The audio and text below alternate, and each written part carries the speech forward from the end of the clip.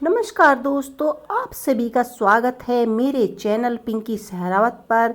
आज मैं आप सभी को बैसाख मास का अध्याय दूसरा बताने वाली हूँ। तो आइए शुरू करते हैं बैसाख मास का महत्तम अध्याय 2। सूत जी कहते हैं, महात्मा नारद के वचन सुनकर रंजिश अम्बरीश ने विस्मित होकर कहा, महामुनि, आप मार्गशीर्ष, अगहन आदि पवित्र महीनों को छोड़कर बैसाख की ही इतनी प्रशंसा क्यों करते हैं? उसी को सब मासों में श्रेष्ठ क्यों बतलाते हैं? यदि माघ मास सबसे श्रेष्ठ और भगवान लक्ष्मीपति को अधिक प्रिय हैं, तो आप उसी समय स्नान करने की क्या विधि है? बैसाख मास में किस वस्तु का दान, कौन सी तपस्या तथा किस देवता का पूजन करना चाहिए?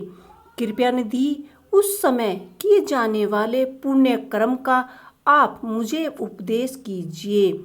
सतगुरु के मुख में उपदेश की प्राप्ति दुर्बलता होती है। उत्तम देश और काल का मिलना भी बड़ी ही कठिन होता है। राज्य प्राप्ति आदि दूसरे कोई भी भाव हमारे हृदय को इतना शीतलता नहीं प्रदान करता जितना आपका संगम। कृपया निधि, उस समय किए जाने वाले पुण्य कर्म का आप मुझे उपदेश दीजिए।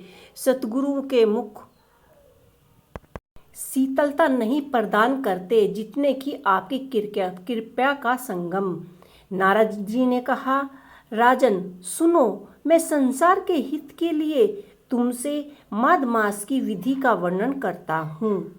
जैसे पूर्व काल में ब्रह्मा जी ने बतलाया था, पहले तो जीव का भारतवर्ष में जन्म होना ही दुर्बल है, उससे भी अधिक दुर्बल है वहाँ मनुष्य की योनि में जन्म।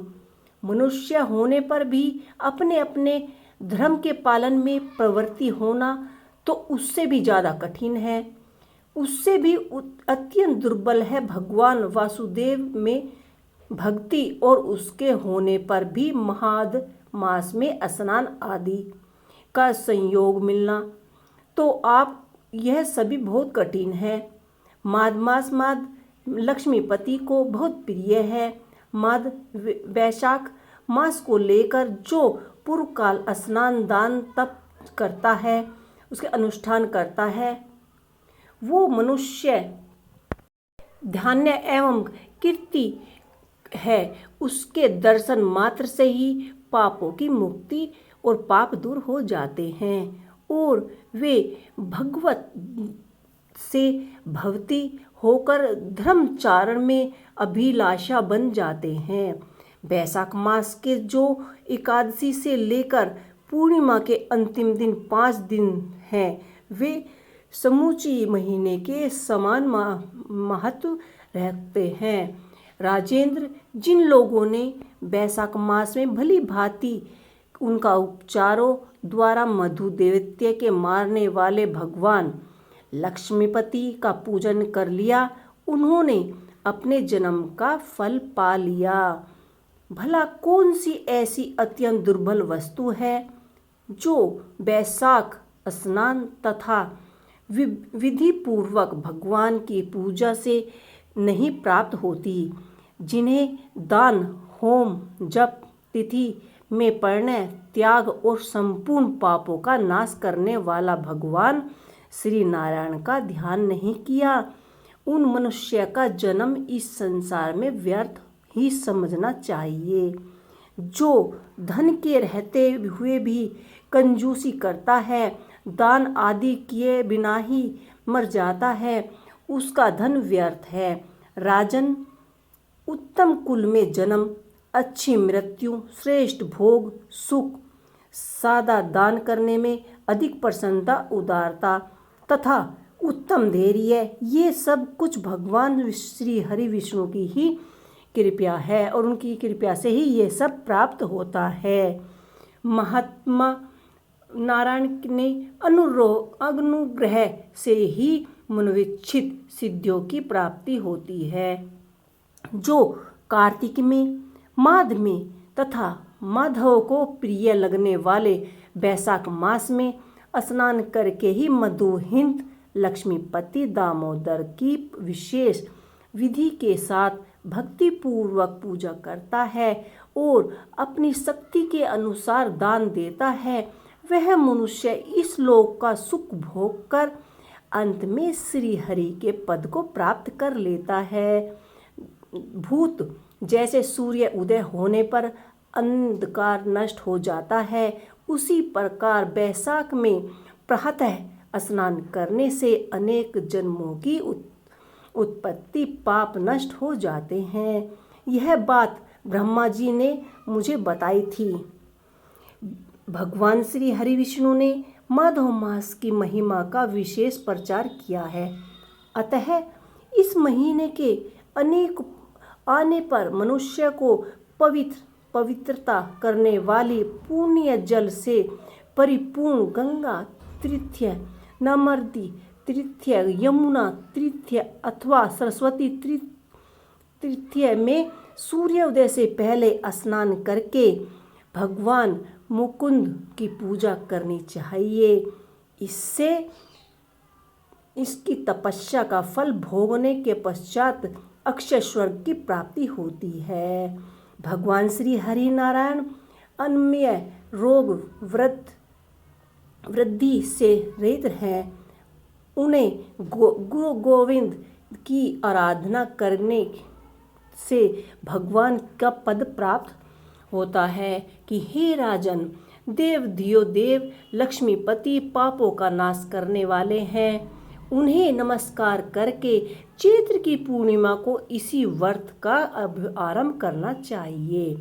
व्रत लेने वाले पुरुष योनियों का पालन करें, शक्ति के अनुसार कुछ दान दें, हर्षविज्ञानी भोजन करें और भूमि पर सोएं।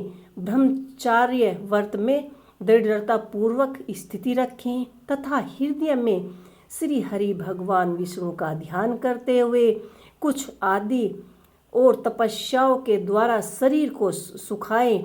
इसी प्रकार नियमों से रहकर जब बैसाख पूर्णिमा आए उस दिन मधु तथा तिल आदि का दान करें।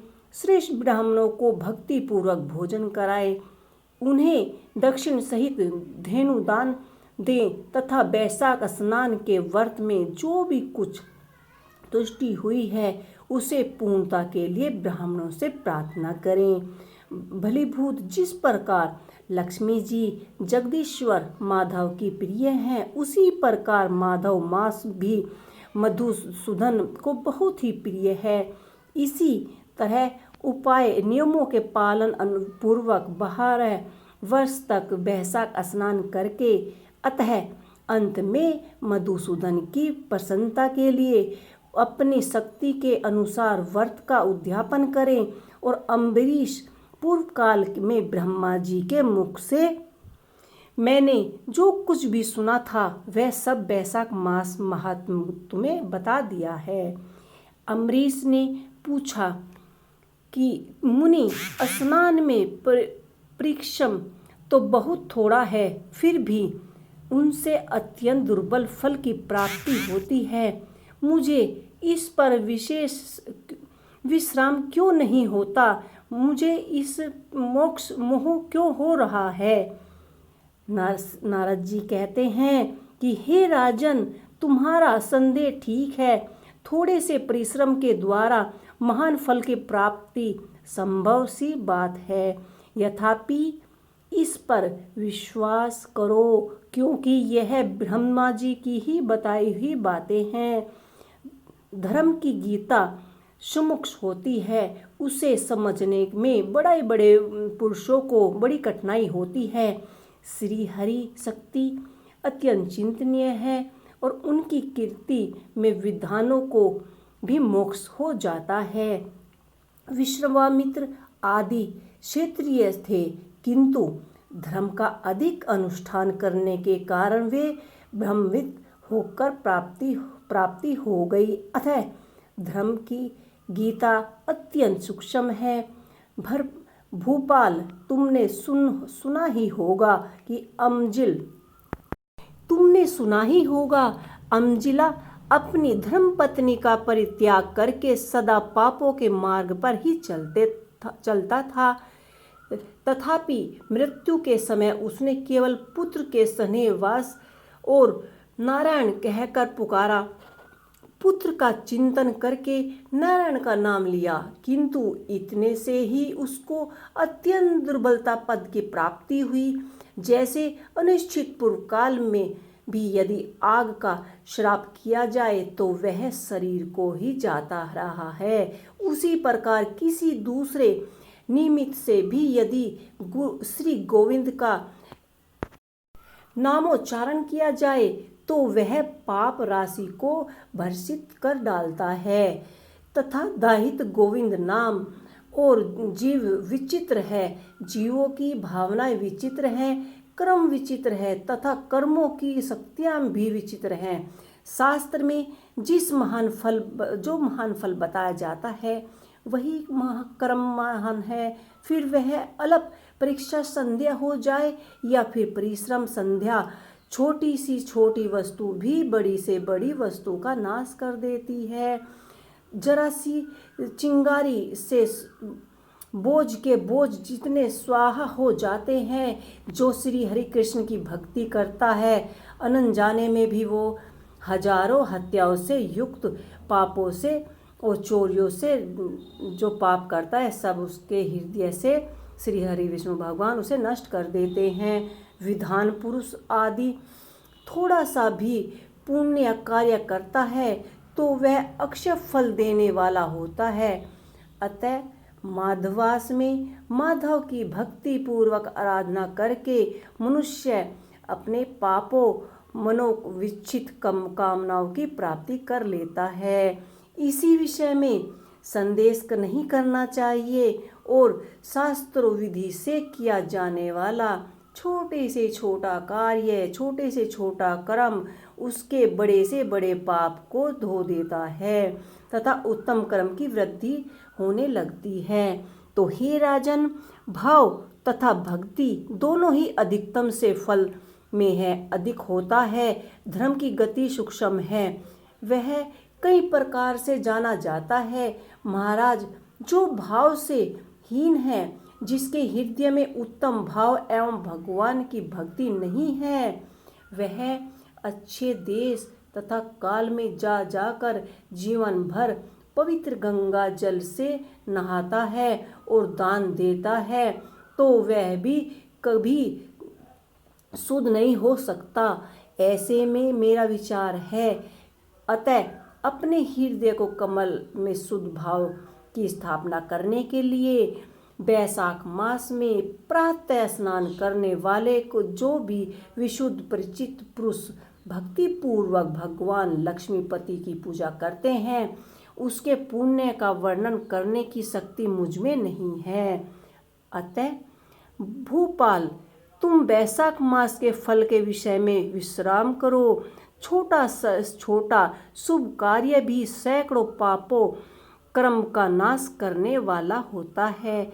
जैसे हरि नाम के भय से राशि राशि पाप नष्ट हो जाते हैं, उसी प्रकार सूर्य के मेघ राशि पर स्थित होने के साथ प्रातः स्नान करने से, तृतीय भगवान की स्तुति करने से समस्त पापों का नाश हो जाता है। इसी तरह से हमें जिस प्रकार गरुड़ के तेज से सांप भाग जाता है, उसी प्रकार प्रातःकाल वैशाख स्नान करने से पाप पलायन कर जाते हैं।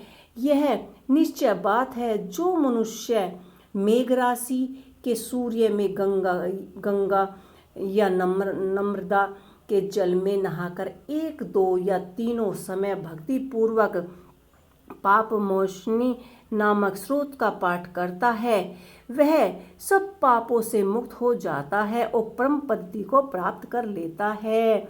अमरीश, इसी प्रकार मैंने थोड़ी में यह वैशाख स्नान का सारा महत्व तुम्हें सुना दिया है जो तुम सुनना चाहते थे।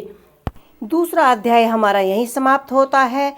अब हम मिलते हैं आपको तीसरे अध्याय में। उसके लिए हमारा यहीं पर ये वीडियो समाप्त होता है। नमस्कार दोस्तों।